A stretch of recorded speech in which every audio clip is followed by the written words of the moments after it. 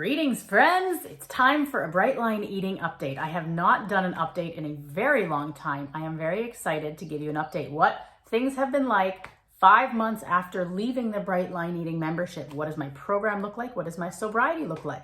I'm going to give you updates using the PHEW analogy.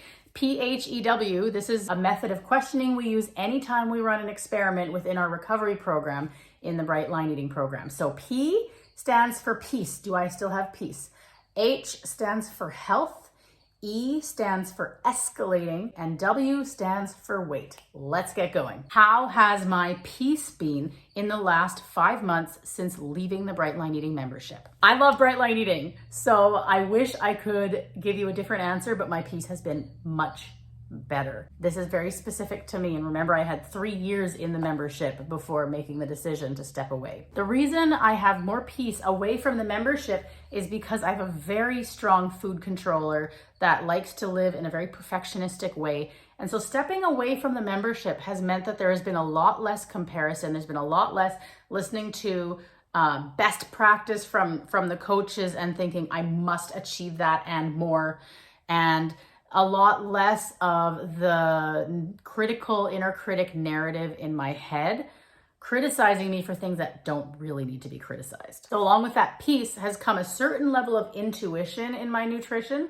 that has given me a lot more liberties. I play a lot more with my food. Now, what do I mean by that? I play around with my food a little more because I still write down my food the night before, commit it to my buddy, and then eat only and exactly that the next day. I only eat 3 meals a day. I don't eat sugar and flour, and I don't eat between meals, and I weigh and measure my food. 4 lines. So what do I mean by playing around with my food? What I mean is when I am going through my day and I am sensing, must be a busier season and I am way hungrier than I should be.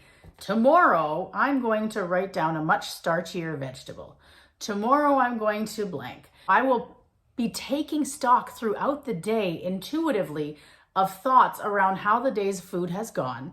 And then in the evening when I'm writing down my food, I will exercise some intuition, not in changing my food plan. I'm not adding grains, subtracting grains, increasing but in the choices I make within my program. If you are a quantities girl, as we like to say, if you're someone who like that quantities line is a big deal, adding that food scale and we don't like that. You probably understand what I'm saying when I say the caloric density of a Bright Line Eating plan can really fluctuate. And after 3 years in the program, as a quantities girl, let me tell you, I intuitively know without ever Googling the calorie content of a food, I can tell you which of my foods are my heavy foods and which ones are my light foods. So being that I'm 5'2" and that my food plan is essentially weight loss, enhanced protein, that's essentially my maintenance food plan. I'm guessing I can structure a food plan that ranges between, we'll say 1,200 calories and 2,500 to 3,000 calories. Like, it's a big range of what I can do with my food plan based on whether I have steak and salmon for my protein or beans or tofu or nuts or things like that, whether I have roasted carrots and beets for my vegetables or whether I have dark leafy greens in a salad, whether I have ground flax for my fat or peanut butter. It makes a big difference, the things we choose. So I exercise a certain amount of intuition every night when I write down my food for the next day. How am I feeling after today? How do I want to feel after tomorrow? Is tomorrow going to be as busy as today was? I do exercise more executive function and decision making within what I'm writing down in my food plan. So the beautiful thing about this and this piece that I have is my piece comes from the structure of the program. You'll notice that my playing around does not go outside of the boundaries of my bright lines. I heard a really good analogy of boundaries, and it was imagine a big cliff island. It's like this big pedestal that goes up and there's an island on the top of it. And on this island, there's a bunch of children and a playground. There's a fence around the edge of this island. And you can imagine why the fence is there. The fence is there to keep the children from falling off the island, right? And as a result, the children are running all over the island. They're having a great time. One day someone comes and says, hey, you shouldn't limit these children. What's this fence doing here? And they take the fence down. If you were to come back a week later and see what was happening with those kids, you wouldn't find any of them playing all over the playground. They'd be so scared of falling off the edge of the cliff that they would be all huddled right in the middle of that island, not playing. And so what happens sometimes when we remove a boundary is we actually lose our freedom. So I recognize the value of a bright line around my program.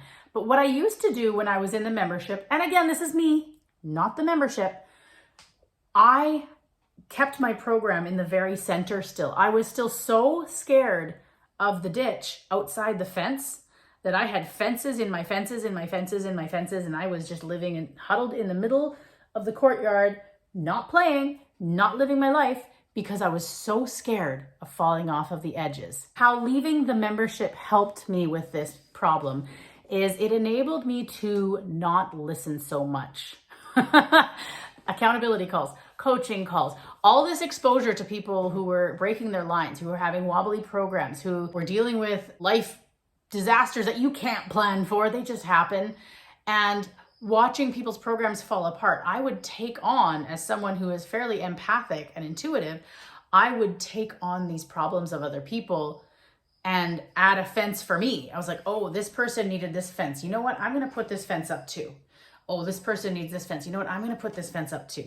And I started caging myself in smaller and smaller. And it was like, yes, at least I'm bright. And I eventually just had myself swaddled in a straitjacket, not doing anything. So now I play around. Like I said, my caloric fluctuation is dependent on my intuition. The other thing I sometimes do is I will have fruit at dinner.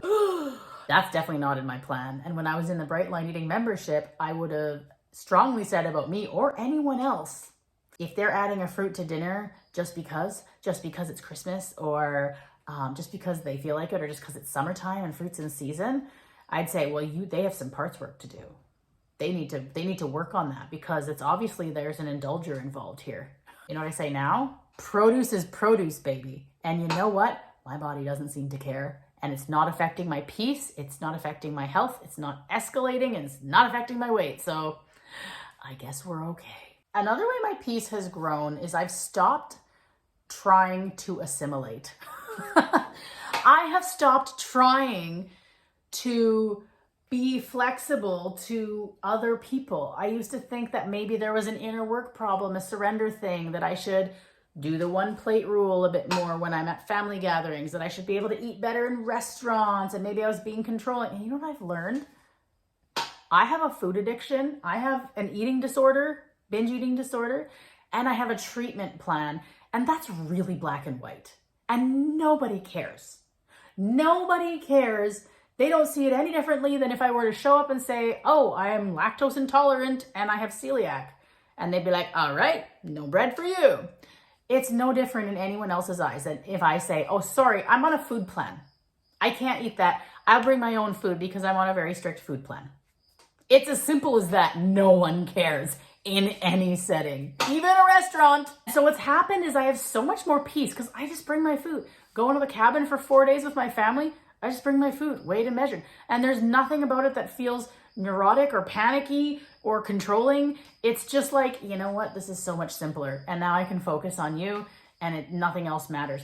The other thing that this has done is gives me so much peace because I don't notice other food at all. Because it is literally not my food. My brain does not register that my hand is holding something edible. It's not even like an edible oil product. So the peace is there. Okay, let's talk about the health. H, PHEW, peace, health, escalating weight. We're on the H for health. I would say I am so much healthier now. And the reason for that is that my body is actually maintaining, not losing weight or sustaining. It's maintaining and thriving. Maintaining and thriving is different than losing and sustaining. I really think those are two very different things. When I was in Bright Line Eating, I was losing and sustaining. But my body was still, if there was a needle between feasting and famine, the needle was like there. It was definitely not, it never quite got there. There was still a bit of a survival mode. There was still a bit of a scarcity mindset that wouldn't quite go away. Now that I have added in fitness, now that I gear my nutrition more towards fueling myself and in a fair way, saying I better have protein on board if I'm going to build muscle, the needle tends to be more like this. And it's My body is so much more relaxed. If lunch is 3 hours late, I don't care. My body doesn't get hungry for it. There's a certain level of neutrality with it where I'm like, you know what, we're not starving. And I mean that. I'm not saying that as a mantra. I'm saying that actually from my monkey mind is saying, we're not starving. We're just not. And so my health has been more on point. My cycles have been really regular. My hormones have been good. My sleep has been more regular. My moods have been more stable. My coping, my ADHD, all of these things seem to be thriving. Also, I'm building a lot of muscle because I'm exercising. Look at me, I'm so strong. Escalating, E. I was worried about this one. And the reason I was worried about whether things would escalate is because you can't tell until you have a measurement of time. So what kinds of things could escalate? The kinds of things that could escalate is the intuitive eating thing turning into intuitive line breaks, turning into intuitive exceptions, all those sorts of things. That could be a big problem. The escalation could be in terms of having made ads for exercise and then just continuing to make ads to my food plan because I just want more food. The escalation could look like weight. The escalation could look like decision fatigue creeping in because of all the intuitive decisions. There's a lot of ways that things could escalate, but ironically it hasn't. It turns out when you surrender your recovery to a higher power, they do a pretty good job of taking care of it. Now let's talk about weight. Here is a funny looking duck egg. My weight has gone up. And I love this. You know why I love this? Because I'm proud of my weight gain because I've been exercising. And it still correlates with what Bright Line Eating says. They say typically the percentage of weight gain back if you're not in the Bright Lifers membership is blank. And I'm like, yeah, take what you want and pay for it. I left the Bright Line Eating membership and I've had some weight creep, as some would call it. And I'm just okay with that. I'm gaining muscle. So when I was in the Bright Line Eating membership and I was in maintenance at 119, almost always, like it would shuffle between 119 and 120, maybe 121 on a really fluffy day.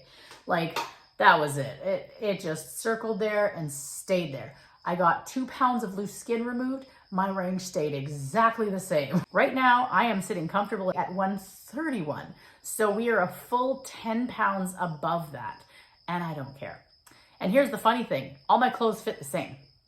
All my clothes fit the same because I'm gaining muscle, but I am also gaining fat. In fact, I'm going to show you. You've seen my stomach. I've had loose skin removal, and that means that none of this is loose skin, right? I have had 2 pounds of skin removed. No liposuction was done, just skin. But I want you to see, I have adipose tissue here. And the funny thing is, because I am in a stage of weight build, like muscle building, this is actually necessary. When your body is building muscle, your body likes having some extra tissue to pull from in order to build the muscle. Like you can't, I don't know if you can see them right now. It's like, I'm not in nice lighting, but they're there. Like you can see that. Like I'm getting real beefy on my legs. I'm getting really strong. I'm getting stronger in my core. I'm getting stronger in all my upper body muscles, my pecs, my shoulders, there we go. That's all right. Oh, look at that. Ooh, who needs a man when you have exercise? Okay. So now you can see my scar. It's still very red. My skin removal scar.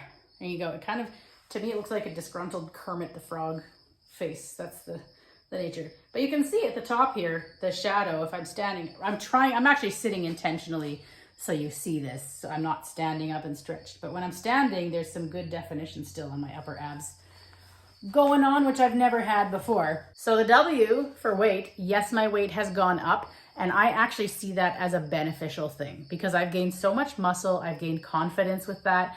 And even though I've gained a little layer of fat around my body, my clothes all fit.